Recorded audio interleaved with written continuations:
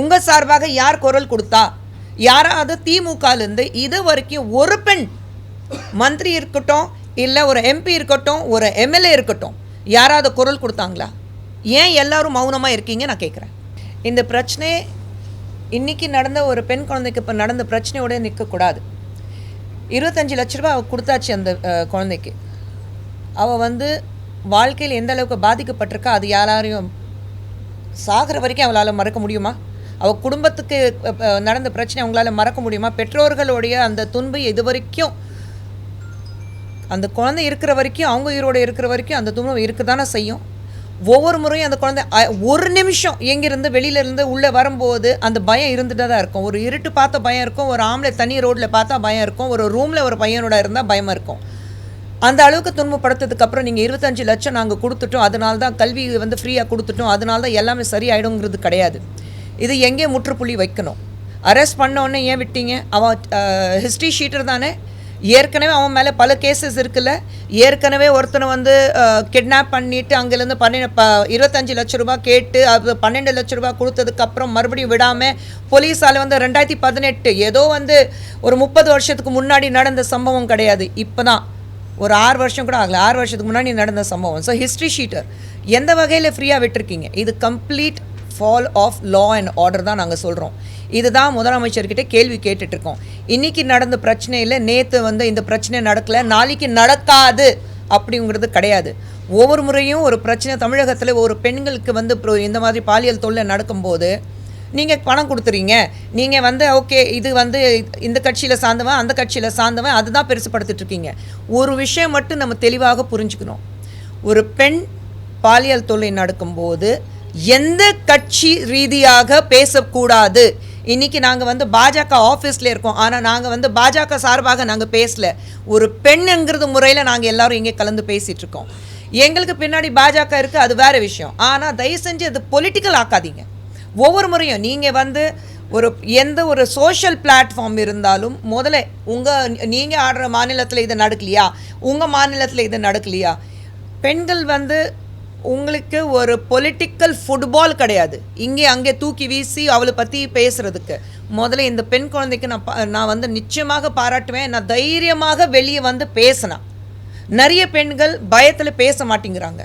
அவளை வந்து பலாத்காரம் செஞ்சதுக்கப்புறம் பாலியல் தொல்லை நடந்ததுக்கப்புறம் அவள் வந்து ஃபோன் நம்பர் வாங்கிட்டு நான் எப்போ வர சொல்வேன் அப்போ நீ வரணும் அதெல்லாம் மிரட்டியும் அந்த பெண் குழந்தைக்கு ஒரு தைரியம் இருந்தது. என்ன மாதிரி இன்னொன்று பெண் பாதிக்கப்படக்கூடாது, இந்த மாதிரி இந்த ஆளை பற்றி நான் பேசலைன்னா நாளைக்கு இன்னும் எத்தனை பெண்களோட வாழ்க்கையை சீரடிக்க போகும்னா சொல்லிவிட்டு அவள் வந்து வெளியில் பேசியிருக்கா. முதல்ல அந்த பெண் குழந்தை பாராட்டணும். அந்த குழந்தை பற்றி வெளியில் அவளுடைய எல்லா தகவல்கள் வெளியில் கொடுத்தாங்க பாருங்கள், அவங்கள முதல்ல தண்டிக்கணும். யார் கொடுத்தது? யார் கொடுக்க சொல்ல? அது சட்ட ரீதியாக தவறு தானே. யார் வெளியில் கொடுத்தது? நம்ம நிர்பயா சொல்லும்போது கூட எவ்வளோ நாள் கழிச்சு தான் அவளோட பேர், ஆனால் இன்னி வரைக்கும் நாங்கள் அந்த பெண் குழந்தையோட பேர் சொல்கிறதுல நிர்பயா மட்டும்தான் கூப்பிட்றோம். அப்படி இருக்கும்போது யார் இந்த குழந்தை பற்றி வந்து பேரெல்லாம் டீட்டெயில்ஸ் எல்லாம் பர்சனல் டீட்டெயில்ஸ் வெளியே கொடுத்தாங்க? ஏன் அதை பற்றி யாரும் பேச மாட்டேங்கிறீங்க? பேர் கொடுத்தாச்சு, அது யாரும் பேசினாங்க. இது பாஜக, அதிமுக, திமுக, வேற ஏதோ கட்சி எல்லாமே கலந்து நீங்கள் சண்டை போட்டுட்ருக்கீங்க. நான் தயவு செஞ்சு இது பொலிட்டிக்கல் பிரச்சனை ஆக்காதீங்க. பெண்களுக்கு எந்த மாநிலம் இருந்தாலும் பெண்களுக்கு ஒரு பிரச்சனை நடக்கும்போது அது ஃபுட்பால் மாதிரி, கால்பந்து மாதிரி இங்கே தூக்கி வீசி அங்கே தூக்கி வீசி அவளை வந்து இன்னும் கேவலப்படுத்த வேண்டாதான் நான் என்னுடைய வேண்டுகோள்.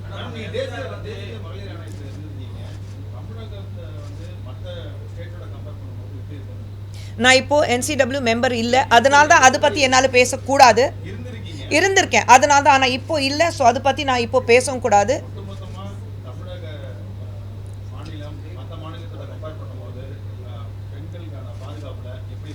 கண்டிப்பாக ரொம்ப மோசமாக இருக்குது. ஏன்னா கம்ப்ளைண்ட்ஸ் எனக்கு தான் வரும். கம்ப்ளைண்ட்ஸ் எனக்கு தான் வரும்போது ரொம்ப கேவலமாக இருந்தது. ஏன்னா நம்ம மாநிலத்திலேருந்து இவ்வளோ பிரச்சனைகள் உண்டா அப்படி பார்க்கும்போது இல்லை டேட்டா இருக்கும். இப்போ நான் NCW சார்பாக என்னால் பேச முடியாது. டேட்டா உங்களுக்கு தெரியும்னா நீங்களே டேட்டா நீங்கள் போட்டுக்கோங்க. ஆனால் NCWவில் இருந்திருக்கேன், அதுக்காக நான் வந்து ஒரு மகளிர் ஆணையில் இருந்திருக்கேன், அதுக்காக நான் இப்போ பேசக்கூடாது, அது தவறாக இருக்கும். I don't have any rights to speak on behalf of NCW. அந்த டேட்டா கூட என்னால் வெளியில் போக முடியாது. நீங்கள் உங்களுக்கு டேட்டா இருக்குன்னா தாராளமாக நீங்கள் அதை பப்ளிஷ் பண்ணிக்கோங்க. We cannot compare. Why are we comparing is what my question is. நம்ம வந்து இந்த மாநிலத்தில் கம்மியாக இருக்குது, நம்ம மாநிலத்தில் அதிகமாக இருக்குது, அந்த கட்சி வந்து காங்கிரஸ் ஆட்சியில் அதிகமாக இருக்குது, இங்கே பிஜேபியில் வந்து கம்மியாக இருக்குது, இல்லை இந்த இடத்துல பிஜேபி வந்து ஆளுங்கட்சி இருக்குது, அதனால தான் அங்கே அதிகமாக இருக்குது. அப்படி பண்ணவே கூடாதுன்னு நான் சொல்கிறேன். Don't do it. ஒரு பெண்களுக்கு நம்ம நாட்டில் ஒரு பெண்ணுக்கு ஒரு பிரச்சனை நடக்கும்போது எந்த மாநிலத்தில் அதிகமாக இருக்குன்னா வேண்டாம். ஏன்னா அது உடனே நீங்கள் வந்து கட்சி ரீதியாக அது வந்து சாணி பூசுறீங்க. அது பண்ணாதீங்க. ஐ எம் சேயிங் ஒட்டுமொத்தமாக நம்ம நாட்டில் பெண்களுக்கு பாதுகாப்பு இருக்கா அதுதான் நம்ம பார்க்கணும். இன்னொன்று நம்ம மாநிலம் தமிழம் சொல்லும்போது ஒரு தமிழகத்தில் நம்ம ஒரு தமிழக மாநிலம் சொல்லும்போது ஒரு பெருமையோட சொல்கிறோம், ஒரு கண்ணகியோட நம்ம இடம் சொல்கிறோம். நம்ம அப்படியெல்லாம் சொல்லும்போது ஏன் பெண்களுக்கு இவ்வளோ பிரச்சனைகள் இருக்குது? அதுதான் நம்ம இடத்துல ஒரு பிரச்சனை நடக்கும்போது, என் வீட்டில் ஒரு பிரச்சனை நடக்கும்போது அதை விட்டுட்டு பக்கத்து வீட்டில் பிரச்சனை இருக்கா நான் எப்படி பார்க்க முடியும்? என் வீட்டில் இருக்கிற பிரச்சனையை என்னால் தீர்க்க வைக்க முடியுமா முடியாதா? என் வீட்டில் நடந்த ஒரு பிரச்சனைக்காக என்னால் குரல் கொடுக்க முடியுமா முடியாதா? என் வீட்டில் ஒரு பிரச்சனை நடக்குது. இப்போ இன்றைக்கி திமுக பார்த்தீங்கன்னா என் வீட்டில் ஒரு பிரச்சனை நடக்குது, ஆனால் அதுக்கு வந்து நான் கண்ணு மூடிட்டு ஒன்றுமே இல்லை, எல்லாமே சரியாக இருக்குது, மேலேருந்து மழைப்பு பூசி பக்கத்து வீட்டில் என்ன பிரச்சனை இருக்குது முதல்ல அதை பற்றி பேசு. கண்ணாடி வீட்டில் இருந்து உட்காந்துட்டு இன்னொன்று வீட்டில் கல் வீசக்கூடாது தான் நான் சொல்லுவேன்.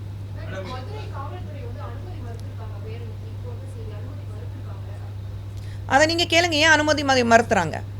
இப்போ எல்லாத்துக்கும் நீங்கள் உங்கள் ஆளுங்கட்சியில் இருக்கிறபோது நீங்கள் வந்து உங்களுக்கு கூட்டணியில் இருக்கிறவங்களுக்கு நீங்கள் வந்து எல்லா பர்மிஷன் கொடுக்குறீங்கல்ல. அப்போ மற்றவங்க வந்து ஒரு போராடணும்னு சொல்லும்போது, ஒரு பேரணி நடத்தணும்னு நான் சொல்லும்போது ஏன் நீங்கள் பர்மிஷன் கொடுக்க மாட்டேங்கிறீங்க? இன்றைக்கி ஏன் சௌமியாவை நீங்கள் அரெஸ்ட் பண்ணியிருக்கீங்க? ஏன்னா உங்களுக்கு சாதகமாக இல்லை. இன்னொன்று வந்து தவறு நடந்திருக்கு. தவறு நடக்கும்போது உங்களால் அதை தட்டி கேட்குறதுக்கு உங்களுக்கு தைரியம் கிடையாது. ஆனால் மற்ற பெண்களுக்கு தைரியம் இருக்கும்போது அதுவும் நீங்கள் தடுக்கிறீங்க. நான் இதே கேட்பேன், இவங்க சொன்ன மாதிரி கனிமொழி எங்கே? ஒவ்வொரு விஷயத்தில் கனிமொழி வந்து முன்னாடி வந்து பேசுகிறாங்கல்ல, எங்கே இருக்காங்க? ஏன் யாருமே வந்து அவங்களுக்கு மகளிர் அணி இங்கே இருக்குல்ல, திமுகவோட மகளிர் அணி ஒன்று இருக்குல்ல, எங்கே இருக்காங்க? நாங்கள் மகளிர் அணி சார்பாக இங்கே உட்காந்து ப்ரெஸ் மீட் கொடுக்குறோம், பேசுகிறோம். நாளைக்கு எங்களை கைது பண்ணாலும் பரவாயில்ல, நாங்கள் வந்து பேரணிக்கு போவோம். சௌமியாவை வந்து என்னை அரெஸ்ட் பண்ணாலும் பரவாயில்ல, நான் பேரணிக்கு போவேன், போராட்டத்துக்கு போவேன். அரெஸ்ட் ஆனாங்க. நான் சொல்கிறேன், ஏன் கொஞ்ச நாளுக்கு முன்னாடி நம்ம மறுபடியும் இந்த மாதிரி பேரணி நடத்தும் போது, போராட்டம் நடக்கும்போது தமிழிசை சௌந்தரராஜன் அரெஸ்ட் பண்ணாங்க 2 முறை. நாங்கள் அதுக்கு பயப்படலை. ஆனால் உங்கள் சார்பாக எந்த பெண் தெருவுக்கு வந்தா, உங்கள் சார்பாக யார் குரல் கொடுத்தா, யாராவது திமுகலேருந்து இது வரைக்கும் ஒரு பெண் மந்திரி இருக்கட்டும், இல்லை ஒரு எம்பி இருக்கட்டும், ஒரு எம்எல்ஏ இருக்கட்டும், யாராவது குரல் கொடுத்தாங்களா? ஏன் எல்லாரும் மௌனமாக இருக்கீங்க நான் கேட்குறேன்.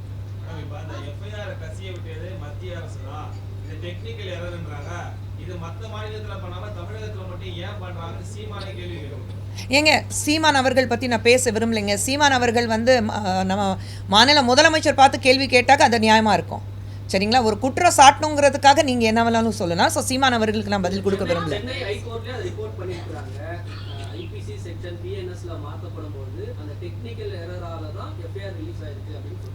அதை எப்படிங்க டெக்னிக்கல் எரரில் ரிலீஸ் ஆகும்? ஹைகோர்ட்டில் ரிப்போர்ட் பண்ணியிருக்காங்க. ஹைகோர்ட்டோடைய ஆர்டர் அதுதானா? High court approved of that. Has High Court accepted that there's a technical error? நம்ம அது ஒன்று பார்க்கணும்ல. நீங்கள் யார் வேணாலும் நீங்கள் வந்து மனு தாக்கல் பண்ணலாம், சொல்லலாம் இது வந்து technical error. But I am saying அதுக்கு தானே உங்களுக்கு தனிப்பட்ட முறையில் உங்களுக்கு சட்டம் இருக்குது, நீங்கள் அதுதானே பார்க்கணும்.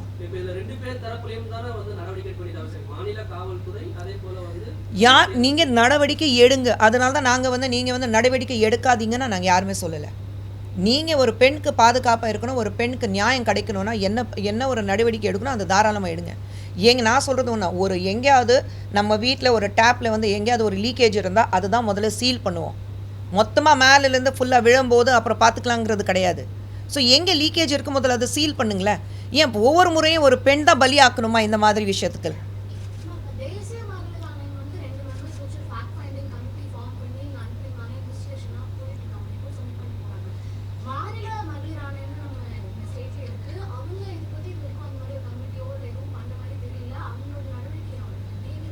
ஒன்றுமே பண்ணலையே. ஸ்டேட் உமன் கமிஷன் இருக்குது, எங்கே இருக்காங்க? அவங்க போனாங்களா? கவர்னர் பார்த்தாங்களா? ஒரு ஸ்டேட்மெண்ட் கொடுத்தாங்களா? நாங்கள் இதுக்கு அகேன்ஸ்ட் ஆக்ஷன் எடுக்க போகிறோன்னு சொன்னாங்களா? ஒன்றுமே பண்ணலை. எங்கே இருக்காங்க ஸ்டேட் உமன் கமிஷன்? எங்கே இருக்காங்க? ஏன் அங்கே NCWலேருந்து மம்தா குமாரி வந்தாங்க, பாம்பேலேருந்து பிரவீன் தீக்ஷித் வந்தார். அவங்க 2 பேரும் போகும்போது ஏன் ஸ்டேட் கமிஷன்லேருந்து யாருமே போகல? கூட பதில் கொடுத்தாங்களா? எங்கேயாவது பேசினாங்களா? கமிட்டி பேசினாங்களான்னு சொல்கிறேன். எங்கேயுமே பேசல. அப்போ ஸ்டேட் கமிஷன் ஒரு ரிப்போர்ட் கொடுக்கணும்னா NCW தைரியமாக வந்து நாங்கள் சூமோட்டோ எடுக்கிறோம், இம்மீடியட்டாக ஒரு டீம் கொடுக்குறோன்னா ஏன் ஸ்டேட் கமிஷன்லேருந்து யாருமே போகலை? ஏன்னா you control by the state, you control by the government.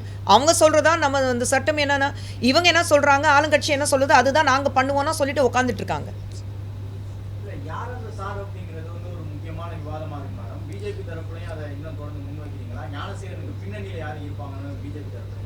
ஆமாங்க, அதுதானே கேள்வி கேட்டுட்டு இருக்கோம். யார் அந்த சார்? சார் சொல்லி தான் விட்டோம். யார் அந்த சார்?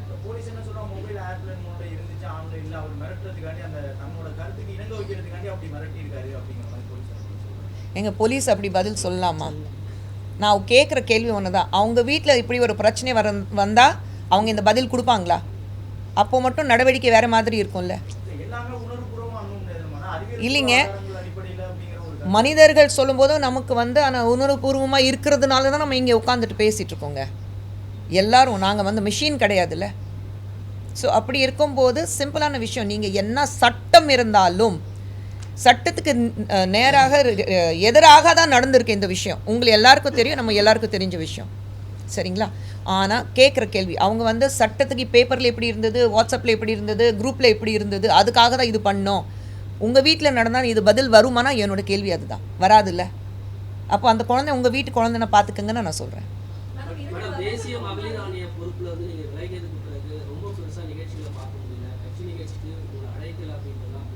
இன்னைக்கு எங்கே இருக்கேன்? இன்னைக்கு இங்கே இருக்கேன்.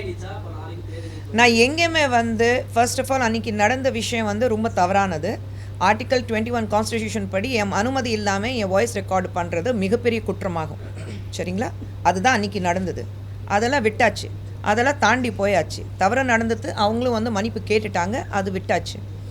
இதுக்கப்புறம் என்ன புது வருஷத்தில் புதுசாக என்ன பண்ணணும், இன்னும் நல்ல வகையில் இன்னும் என்னென்ன விஷயங்கள் நம்ம பண்ண முடியும் அதுதான் பார்த்துட்டு போகணும்னா தவிர கடந்த விஷயம் அப்படி கடந்து போகட்டும். No point.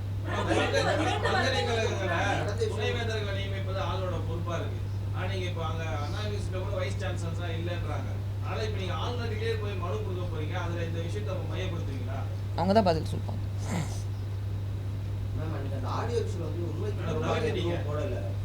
என்னங்க?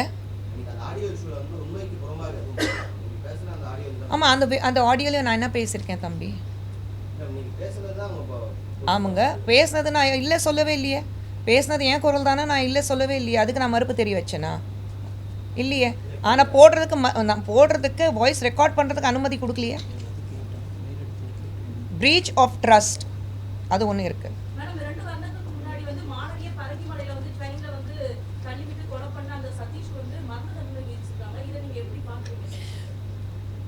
நம்ம சமுதாயத்தில், நம்ம நாட்டில் ஒரு மிக இந்த மாதிரி ஒரு சிவிய தண்டனை கொடுக்காத பட்சத்தில் இந்த மாதிரி தவறுகள் நடந்துட்டு தான் இருக்கும். இங்கே குற்றம் செய்கிறவங்க நம்ம நாட்டோட எல்லை தாண்டி போன உடனே குற்றம் பண்ணுறதுக்கு எங்கேயாவது எச்ச துப்புறதுக்கு யோசிக்கிறாங்கல்ல. அப்போ நம்ம நாட்டில் மட்டும் ஏன் அந்த பயம் கிடையாது? ரோடில் ஒரு ட்ராக்கில் போயிட்டுருக்கும்போது ரோடு ட்ராக் மாறி நீங்கள் வேறு லேனில் போகிறதுக்கு பயப்படுவாங்கல்ல. ஒரு சிக்னலில் நிற்கும்போது ரெட் இருந்தால் எல்லோ விழுந்தாலும் உட்காந்து நின்றுடுவாங்கல்ல. அதை தாண்டி போகக்கூடாது. ஜெப்ரா கிராசிங் அந்த கோடு இருக்கும், அதை தாண்டியும் போக மாட்டாங்க. நம்ம நாட்டில் மட்டும் ஏன் நீங்கள் வந்து அந்த சட்டத்தை மதிக்க மாட்டேங்கிறீங்க நான் கேட்குறேன். இவ்வளோ பார்க்கக்கூடியவங்க இதே ஆண்கள் வந்து வெளிய நாட்டில் போய் ஒரு பெண் தொடுறதுக்கு ஒரு வகை இல்லை, 1000 தடவை யோசிப்பாங்க. அப்போ நம்ம நாட்டில் இருக்கிற பெண்கள் அவ்வளோ இலவமாக போச்சு. யார் வேணாலும், யார் வீட்டு பெண் இருந்தாலும் நான் தொடுவேன், நான் என்ன வேணாலும் பண்ணுவேன். அந்த சட்டத்தோடைய பயம் ஏன் கிடையாது? இந்த மாதிரி ஒரு மரண தண்டனை, இந்த மாதிரி ஒரு கடுமையான தண்டனை கொடுத்தா தான் அந்த பயம் வரும். நம்ம நாட்டில் பயம் வர வரைக்கும், அந்த சட்டத்தோட பயம் வர வரைக்கும் எதுவுமே நடக்காது. ஏனுங்க? ஏன் இது வரைக்கும் என்ன பிரச்சனை நடந்தது குஷ்பு சுந்தருக்கு? என்ன பிரச்சனை இருக்குது? நல்லா தான் இருக்கேன்.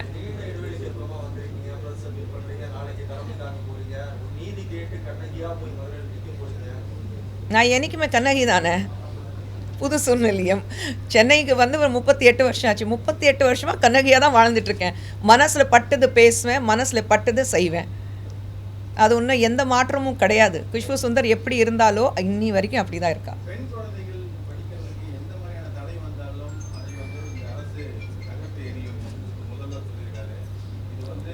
பெண்களுக்கு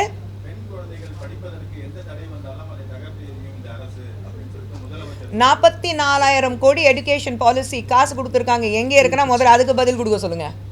44,000 கோடி, ஒரு கோடி 2 கோடி கிடையாதுங்க, 44,000 கோடி. இதுதான் அண்ணாமலை அவர்களும் கேட்டிருக்காரு. எங்கே இருக்குங்க அந்த எடுகேஷன் பாலிசியில் தானே அந்த காசு கொடுக்கணும் எஜுகேஷனுக்கு. நாங்கள் வந்து 10,000 கவர்மெண்ட் ஸ்கூலில் வந்து புது பில்டிங்ஸ் கட்ட போகிறோன்னு சொன்னாங்க. எங்கே இருக்குது? ஒரு செங்கல் கூட எடுத்து வைக்கல. கேட்டோடனே உடனே நம்ம டெபுட்டி சிஎம் நீங்கள் மதுரையில் வந்து எய்ம்ஸ் திறக்கிறீங்கன்னு துவக்க போகிறீங்கன்னு சொன்னீங்க, அதுக்கு செங்கல் வச்சிங்களான்னு கேட்பாரு. அதுவும் தெரியும் எனக்கு. அதுக்கு இதுக்கு சம்மந்தமே இல்லை. அது சென்ட்ரல் கவர்மெண்ட். நீங்கள் இங்கே வந்து இந்த மாதிரி வாக்குறுதி கொடுத்தீங்க எலெக்ஷன் டைமில். இது 4 வருஷத்தில் 44,000 கோடி. அப்போ கணக்கு பண்ணிங்கன்னா ஒரு வருஷத்துக்கு எத்தனை ஆச்சு உங்களுக்கு? 4,200 கோடி. எங்கே இருக்குது? அதுக்கு பதில் கொடுக்க சொல்லுங்கள் முதலமைச்சர் அவர்கள். என்னங்க?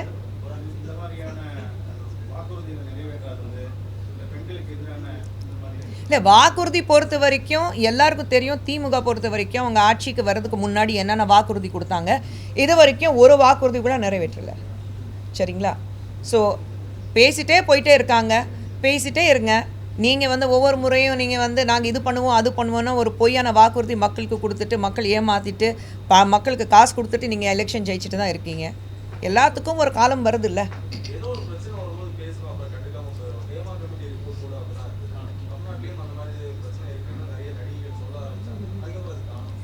எல்லாமே ப்ரெஸ்ஸில் சொல்லணும்னு அவசியமே இல்லை. ஏன் அது வந்து நடிகர் சங்கத்தில் நடந்துட்டு தான் இருக்குது. நாங்கள் கேசஸ் வாங்கிட்டு தான் இருக்கோம், நாங்கள் சால்வ் பண்ணிட்டு தான் இருக்கோம். உங்களுக்கு எல்லாருக்கும் என்ன இருக்குது தெரியுங்களா? அந்த சோஷியல் மீடியா பிளாட்ஃபார்ம்னால அந்த கேமராஸ் இருக்கிறதுனால உங்களுக்கு ஒரு பிரேக்கிங் நியூஸ் வேணும். அது வந்து ஒவ்வொரு முறையும் கொடுக்க முடியாது. பீஸ்ஃபுல்லான நியூஸாக இது? ஆளாளுக்கு யூடியூபர்ஸ் வந்து உட்காந்துட்டு யாரை பற்றி ஏதோ புருஷன் பொண்டாட்டிக்கு நடுவில் படுத்துட்டு புருஷன் பொண்டாட்டிக்குள்ளே பிரச்சனை என்ன இருக்குது அது பார்த்துட்டு பேசக்கூடிய நிலைமை இன்றைக்கி தமிழகத்தில் இருக்குது. ஹைதராபாத்தில் யாராவது, தெலுங்கானாவில் யாராவது வந்து யூடியூபர்ஸ் உட்காந்துட்டு பேச முடியுமா? அந்த தைரியம் வருதா இப்போ யாருக்கும்? கேரளாவில் பேச முடியுமா? கர்நாடகாவில் பேசுகிறாங்களா? தமிழகத்தில் மட்டும் ஏன் அந்த சட்டம் கிடையாது அவங்கள வந்து தடுக்கிறதுக்கு? யார் பண்ணுறாங்க? கவர்மெண்ட் ஏதாவது ஆக்ஷன் எடுக்கிறாங்களா? இல்லை. நாங்கள் பேசி தான் யூடியூபர்ஸ் மன்னிப்பு கேட்க வைக்கிறோம். அந்த யூடியூபர்ஸ் கிட்டே வந்து அந்த வீடியோ ஏன் இவ்வளோ அசிங்கமாக பேசுவீங்கன்னு மன்னிப்பு கேட்க வைக்கிறோம். ஏன் கவர்மெண்ட்டால் எதுவும் பண்ண முடியல? அங்கேயும் பெண்கள் பற்றி தானே நீங்கள் எழுவாக பேசுகிறீங்க. அப்போ பதில் வராது பார்த்தீங்களா உங்ககிட்ட?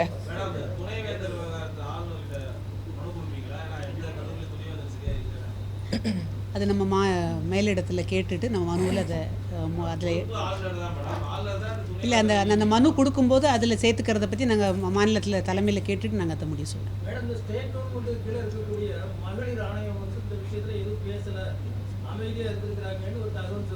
அதுதான் சொன்னேன். இப்போ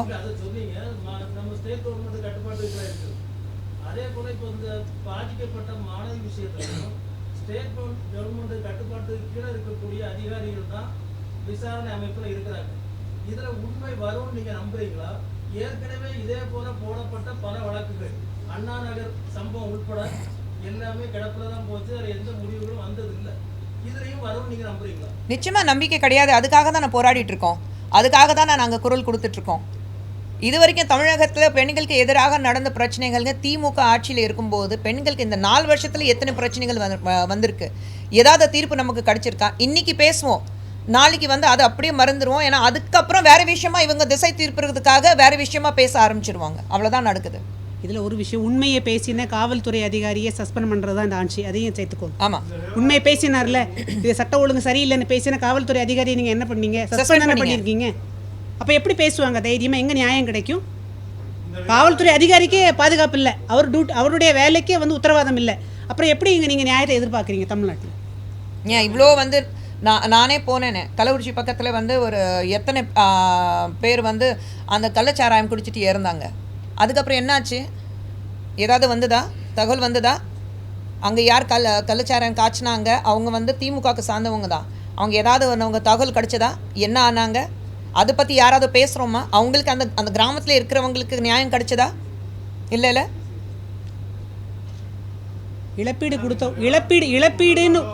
இழப்பீடுன்னு ஒன்று கொடுத்த உடனே அந்த பிரச்சனைக்கு முற்றுப்புள்ளி வைக்கலான்னு நினைக்கிறாங்க. அவ்வளோதான், முடிஞ்சு போச்சு. Okay, ton. ஓகே, கண்டிப்பாக நன்றி. எல்லாரும் வாங்க, உங்கள் எல்லாரும்